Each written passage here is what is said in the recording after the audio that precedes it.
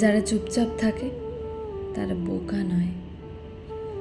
মানুষ অনেক সময় হারিয়ে ফের গড়ে তোলে, কিন্তু বিবেক হারালে আর ফিরে পাওয়া যায় না। আমি হয়তো বড় কিছু হতে পারিনি, তবুও মিথ্যে হয়ে উঠিনি। কোনো অন্যায়ের পাশে দাঁড়াতে পারিনি বলে অনেক সময় একা থেকেছি, তবু নিজের চোখে নিজেকে অপমান করিনি। এই পৃথিবীতে আজকাল সত্য বলার মানুষ কমে যাচ্ছে, তবুও আমি সত্যের পথেই হাঁটতে চেয়েছি।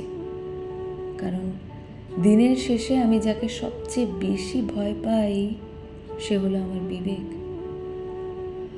আমি ভুল করেছি, শিখেছি, নিজেকে শুধরেছি, কিন্তু নিজের আত্মাকে কখনো বিক্রি করিনি। মানুষ হয়তো আমার সম্পর্কে অনেক কিছু বলবে, তবু আমি জানি আমি কে। আমার বিবেক আমার কাছে অনেক দামি, কারণ বাকিরা চলে যেতে পারে, কিন্তু সে আমার ভেতরে রয়ে যাবে আজীবন। কলমে মাহবুব সর্দার, সবুজ কণ্ঠে সোনালী।